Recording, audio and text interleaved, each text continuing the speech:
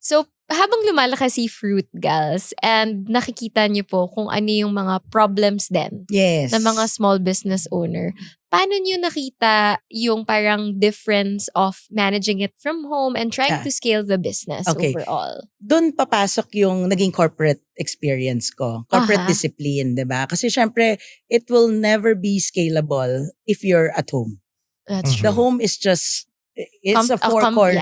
Tsaka ano siya, it's not secure also. Kasi when you're doing business, you're doing it with a lot of different people eh. That's true. Mga riders, suppliers. So it's not safe really to scale at home. So that's why we moved out of the house already. Para at least it also gives us time, personal time and personal space. Kasi iba yung parang pagising mo, paglabas mo ng kwarto, pagdating mo sa sala, ay prutas.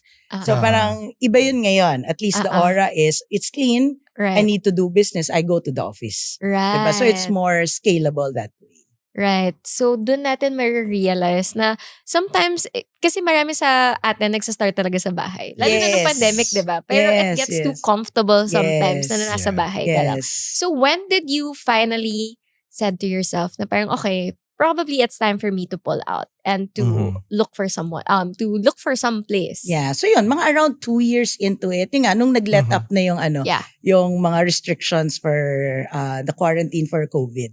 So yun na, mga 2 years in, labas na kami. And that was actually kind of the inspiration for the other business. Okay. For Fulfill also. So dun pala nag-start. Oo. Naging inspiration. Connect siya, Ang diba? galing. Okay. So from your knowledge ng corporate career to managing Fruit Gals, when did it actually start? Like yung Fulfill, kailan talaga na-decide na parang, okay, this is finally it. I think I have an idea that I want to. So, ganun din. Siguro around 2020, end of 2021 towards 2022.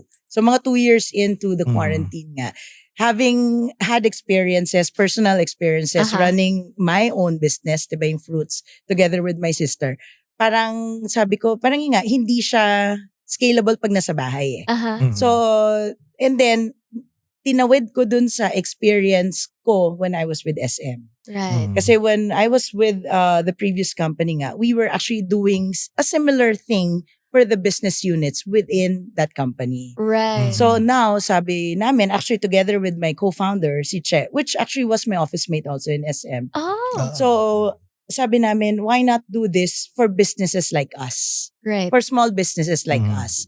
Kasi nakita namin yung hirap Totoo. ng pag-scale eh. Parang sino kakausapin ko, 'di ba? Paano ko 'to gagawin? Wala kang matanungan eh, sa totoo lang. And most of your, like kunyari ako at my age, most of my peers, nauna na sa negosyo sa akin. So iba yung stage.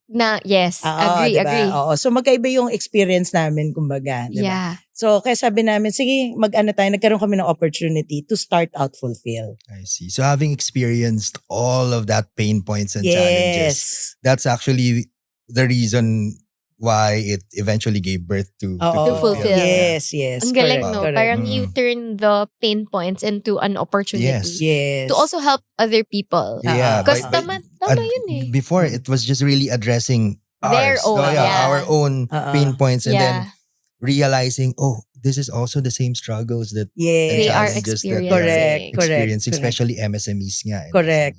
Sobra. Lalo na MSMEs. Kasi if you look at the industry then, there aren't a lot of service providers really focusing on MSMEs. That's diba? true. Sometimes if you look at the enterprises in the Philippines, 99.5% are actually comprised of MSMEs. Yeah, and given pa the product that you have chosen to, 'di ba, start with, fruits. Fruits, Iba yung Correct. medyo challenging in terms of yung logistics, fulfillment. Correct. Diba? Correct. Yeah. Exactly. Pero what was the opportunity in terms of like warehousing and storage, I think? Because looking at it now, you are doing warehouse and storage facilities for MSMEs. So ano yung naging specific na parang problem that you saw na parang, okay, maybe I can offer also this one to them? So, ang nakita naming problem, kasi nga, similar to what we had with Fruits, diba?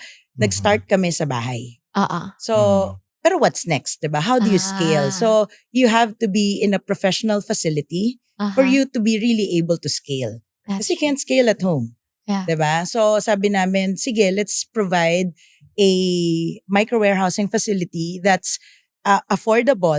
That's Kasi true. normally if you talk about warehousing, it's 150K. malaki. Oo, mga malalaki, Oo. 'di ba? And normally it's outside the metro kasi That's mas true. mura. Bulacan. Oo. So popular. sabi namin, teka, meron tayong, one of our partners kasi owns the place the Oh, wow. facility. So it's a new built facility. So sabi namin, sige, why don't we turn this into a micro-warehousing facility and do the fulfillment for the small businesses. Yes. Ito yung mga negosyong nag-start sa bahay or maybe nagrenta ng apartment for this. But an apartment is not a scalable facility as well So, yun nga, sabi namin, mag-provide tayo ng ganitong service. Tapos gawin nating maraming serbisyo para halos end-to-end siya. Yes. For a business to be able to thrive faster and cope faster with the growth that they intend to have. I see. Since pinag-uusapan na lang din naman natin yung birth ng Fulfill.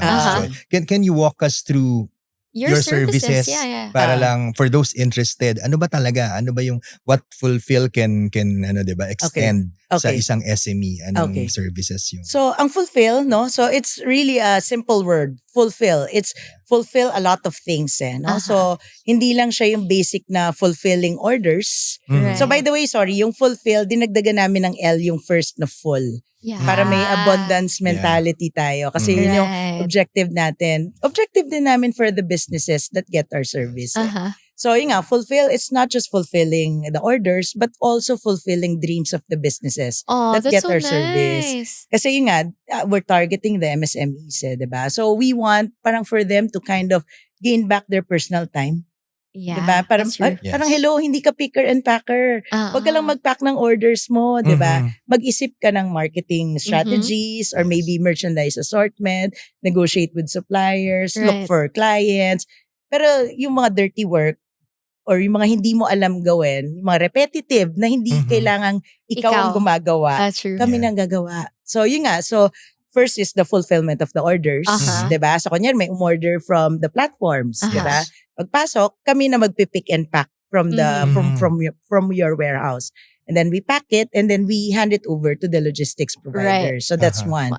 Number two, we also can manage the shops for you. So, for example, of course, you have your blue, orange, and the black platform. So, all of those, you can, kumbaga, pwede naming i-handle yung stores for you. Kasi not everyone is techie That's true. So, mahirap ang e-com. Exactly, diba? It's not like 10 years ago na nung nagsa-start pa lang ang e-com na, sige, mag-register upload lang, bebenta na yan. Exactly. Diba? That was then. Tama yun then. But now, it's a lot different. Kasi the marketplaces have multiple millions or maybe even billions of products in their platform. So, how do you show up? Diba? In the algorithm. So yun. So that's shop management. And then we also handle mga digital services. So different kinds of digital services like social media management. We also do affiliate management, live selling. So yun, yung mga up to trend talaga na mga services. Yes, complementary talaga. Para mapalago mo yung negosyo mo. Oh boss, deserve mo malaman ang buong kwento niyan. Huwag kang mag-alala. The full episode is now up on YouTube and Spotify. Follow us on our social media pages for more updates. This is Benta Bosses by Quotable AI.